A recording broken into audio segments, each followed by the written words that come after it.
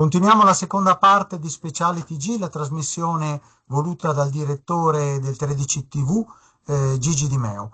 È una trasmissione dedicata ai rapporti tra gli stati, ma in questo caso ai rapporti tra gli stati e le popolazioni del luogo e il territorio, con la riabilitazione dei 4 alpini fucilati nel 1916 ingiustamente sopra Paluzza sul Monte Cellon. Silvio Gaetano Ortis da Paluzza, che è stato anche decorato nella guerra in Libia.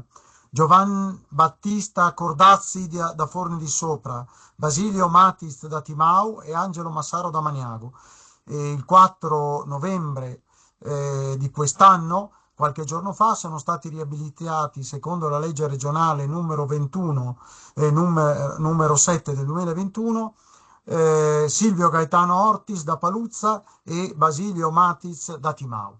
Vediamo un po' storia che è andata in Carnia, diciamo. Vedete qui il viaggio, abbiamo fotografato le diverse pievi che costituivano il mezzo di comunicazione tra le valli, diciamo.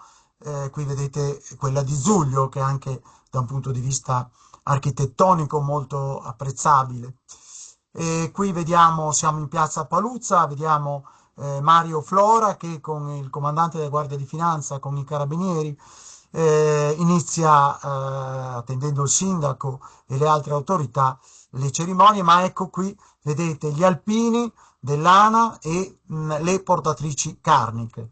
Il territorio si unisce per andare nella chiesetta di San Giacomo e celebrare la messa per poi apporre una stele, una targa in marmo qui nell'elenco dei caduti, nella stele dei caduti della prima guerra mondiale a Timao. Qui vedete Pietro Mauro Zanin, primo firmatario della legge regionale del 2021 sulla riabilitazione.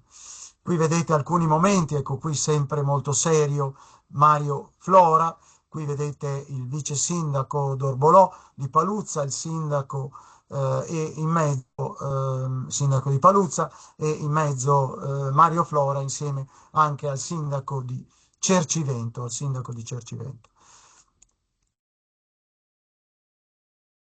Ecco, continuiamo, vedete, qui è la fase della benedizione della stele e qui la vediamo, eccola, riabilitazione storica sulla base della legge regionale, Matis Basilio e Ortis Silvio Gaetano.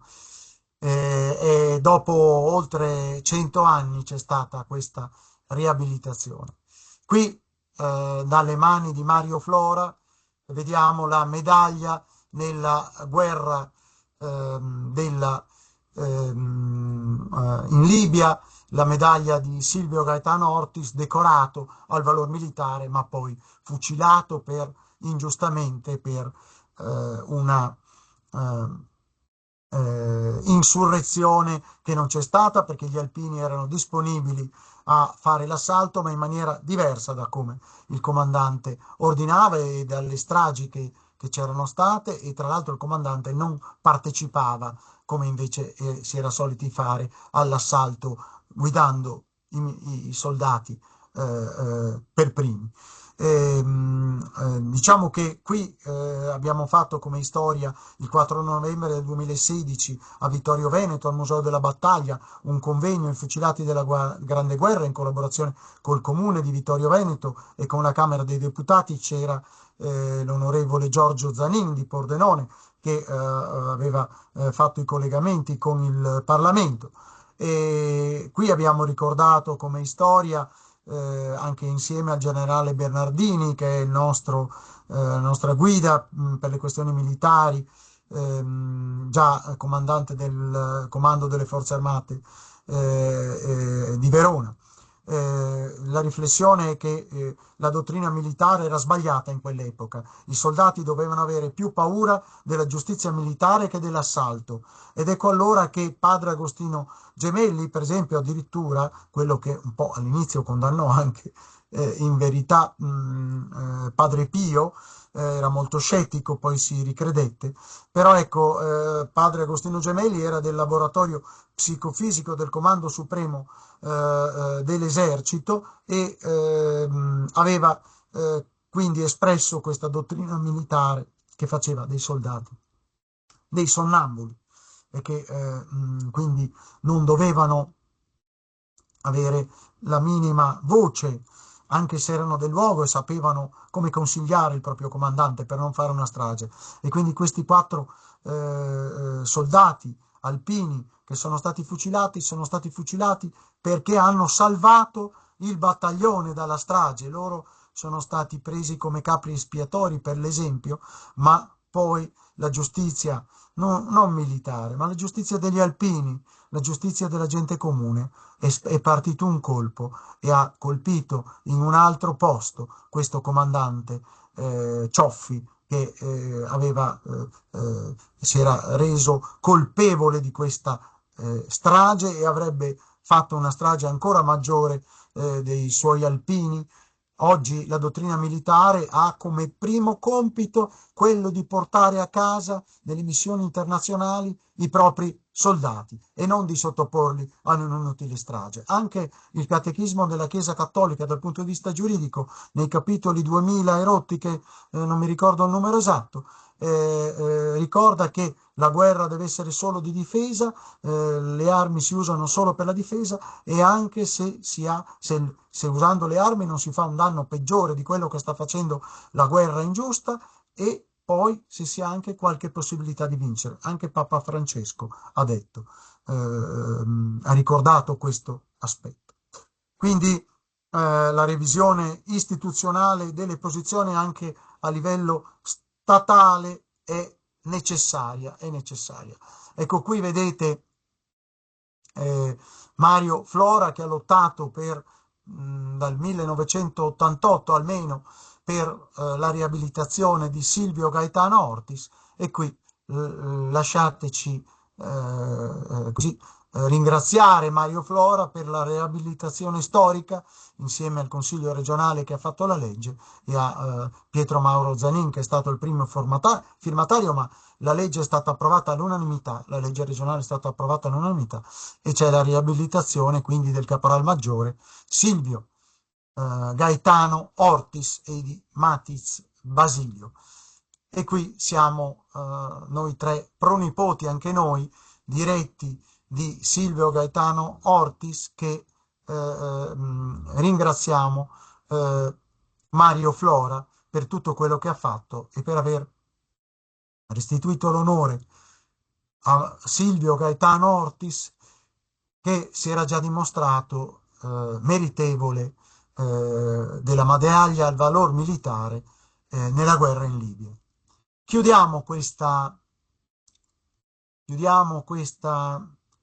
eh, ecco qua, chiudiamo questa ehm, parte della trasmissione, ci rimane poco, lo facciamo concludendo con delle immagini della cerimonia finale con la benedizione della stele e poi anche con le campane di Paluzza che suonano. Ecco l'applauso dopo il discorso di Mario Flora.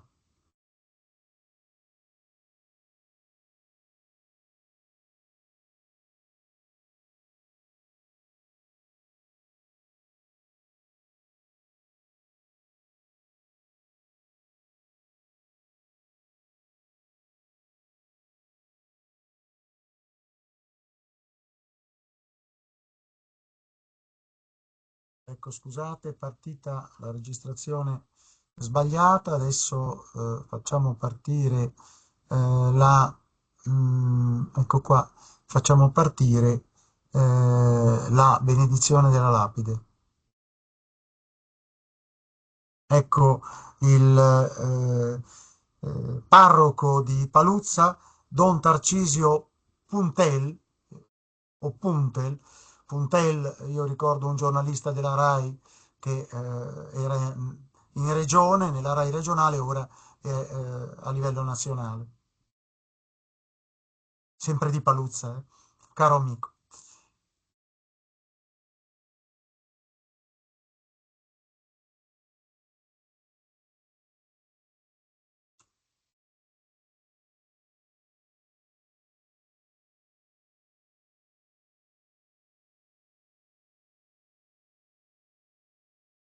Ed ecco l'applauso, ma chiudiamo con le campane di Paluzza, che suonano a festa.